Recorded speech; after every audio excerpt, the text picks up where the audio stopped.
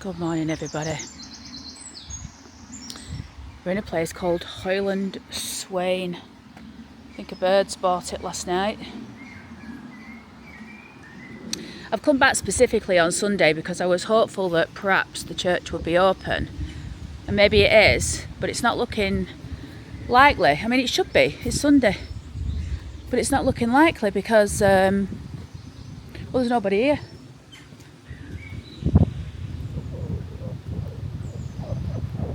And I should.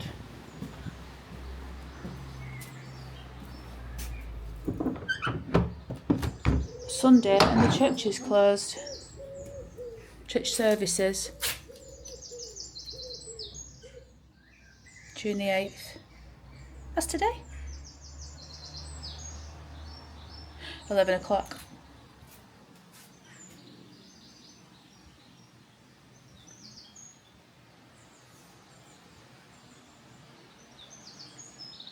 So, if we get a chance, everyone, we will go in.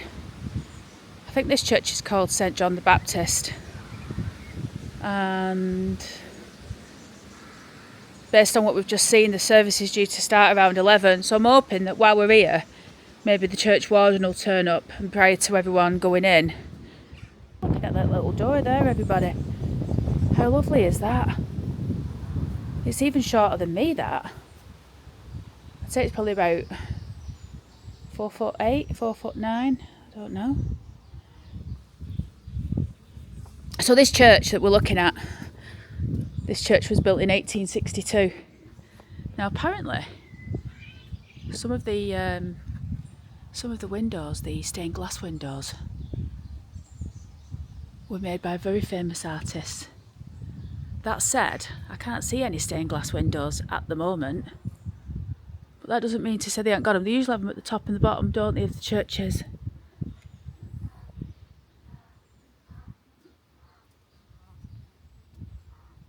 Can you hear that noise?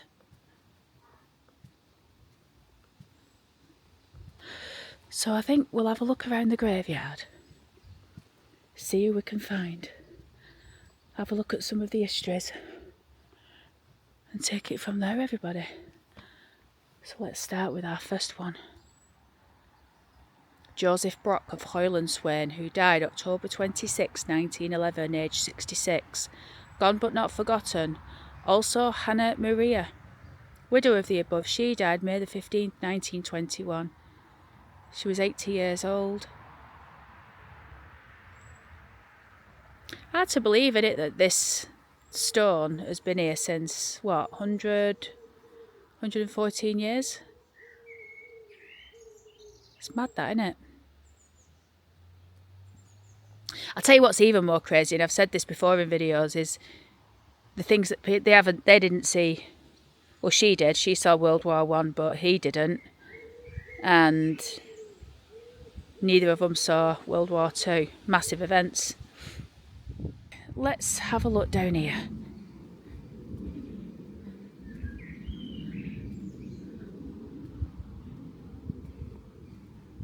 It's beautiful, isn't it, everybody? It's warm today. It's been raining for days. It's warm today, but it's been cold. This is the Callie, I think is the name here.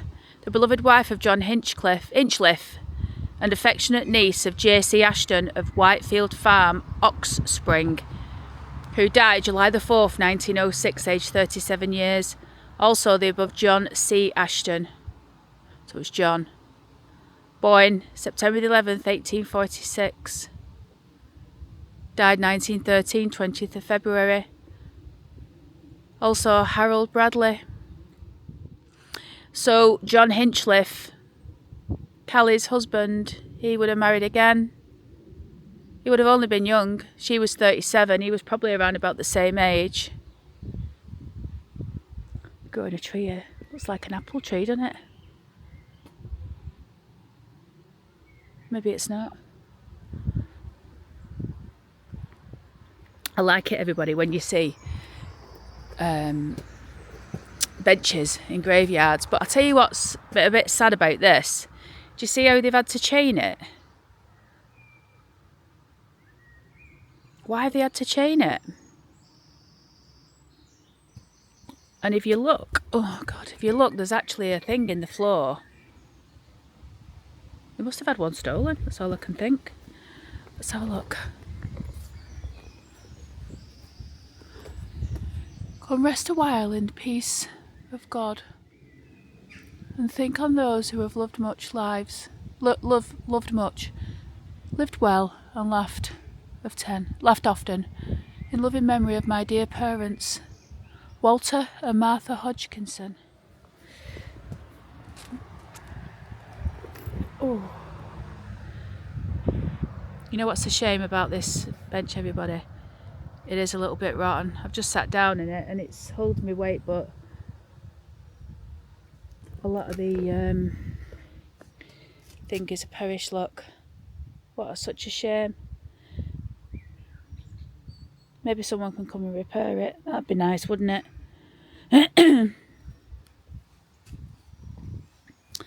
Let's have a look over here then. See what we can find. I really want to go into the church. I want to have a look and see what's what.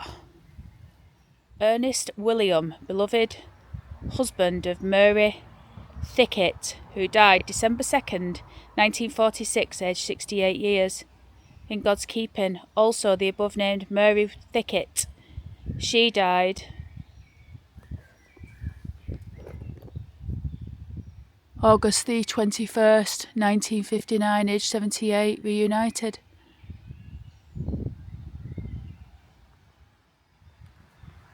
Everybody, it's 9:45. Wow, look at that door, everybody. Look at the iron on the door. They must have a lot of theft around here, because look, thieves beware. You wouldn't think it, would you, for a church? I mean, come on. I'm going to move away from this section because we're in danger here of going into the newer graves.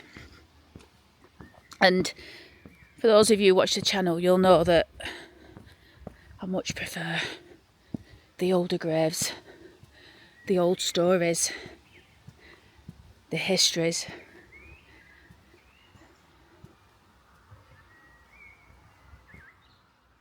In the memory of Annie, the beloved wife of Leonard Helliwell, who died September 4th, 1926, aged 55. Also Henry, Mildred, Hubert and Exley, children of the above, who died in infancy. Also the above named Leonard Helliwell, who died October 9th, 1954, aged 77 years.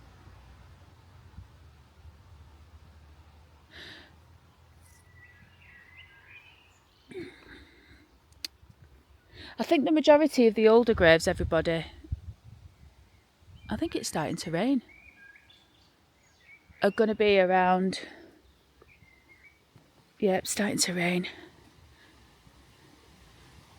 What are these? Are these pauper graves?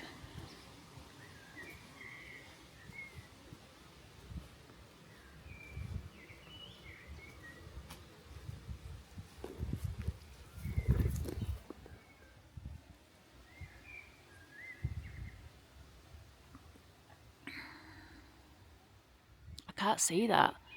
Looks like Answell, maybe.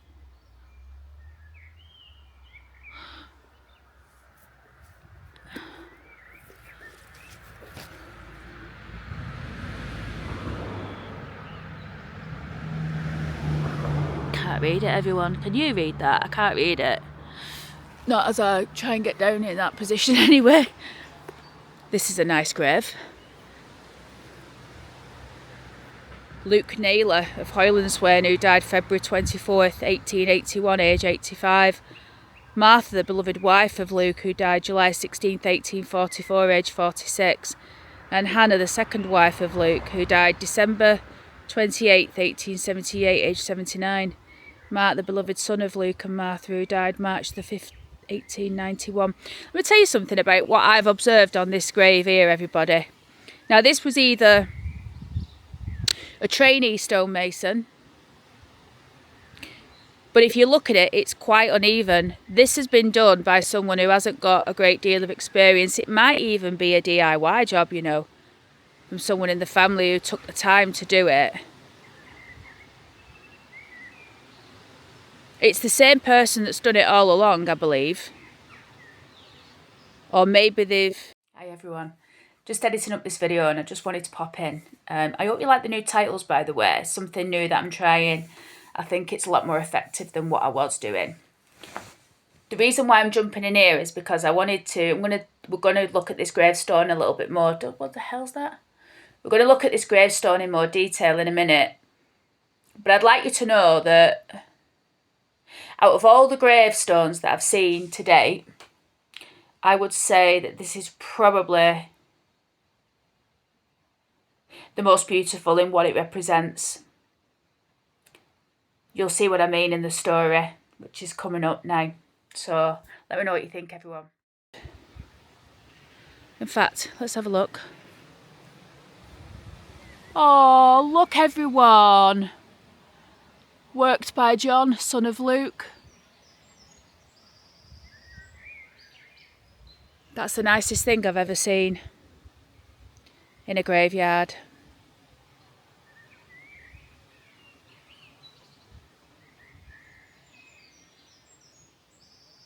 Worked by John, son of Luke.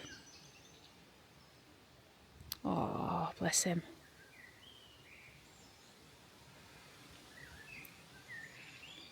Poor Get. How nice to do that. Let's find out who they are, everybody. And I want to know what happened to John. John is of interest to me now. We'll labour on that point in the edit, definitely.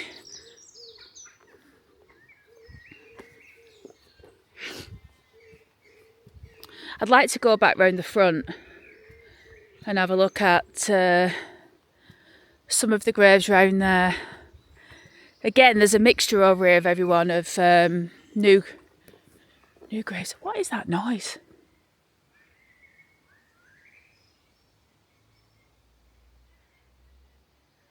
Birds.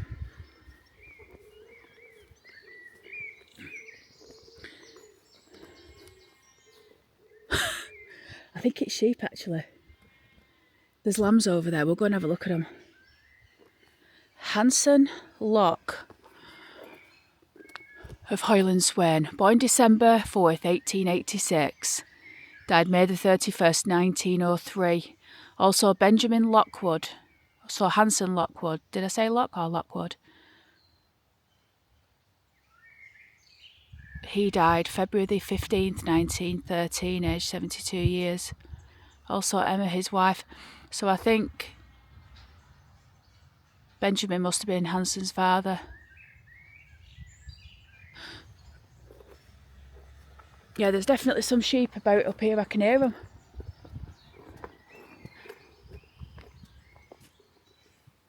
Look at this.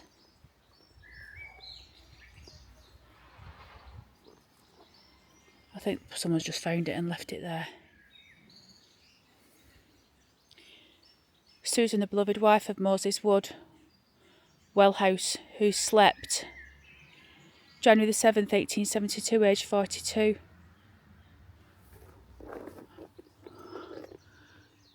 When I awake up after thy likeness, I shall be satisfied with it.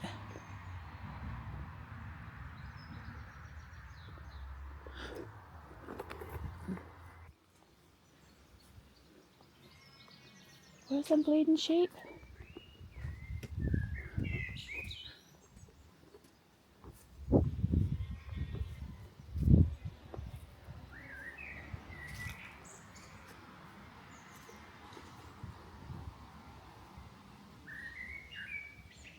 John Haig.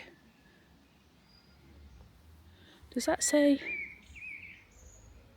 Glenhouse? Blenhouse or Glenhouse of Hoylandswaine, who died October 4th, 1892, aged 60 years. Also Mary, his wife. She died November 3rd, 1917, aged 74. His sister Hannah is in there too.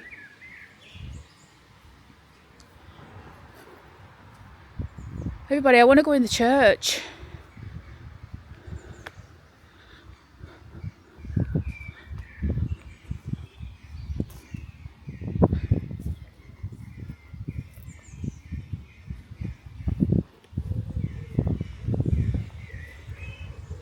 Jane Stewart, wife of George Albert Dyson of Manor House, Hoylandswaine, born December 29th, 1864, died May 11th, 1911. Also George Albert Dyson. He entered into rest on December 1st, 1917.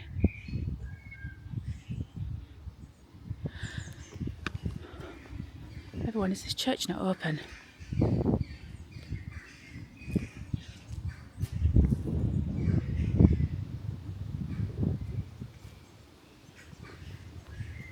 This is like a little community centre in here. Let's have a look in the window. Look, they've got the cross there. I wonder what that was used for.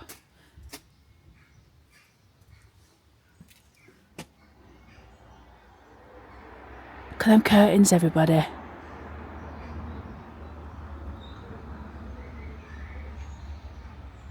It's a little community centre. Does it look like it's probably been open for some time?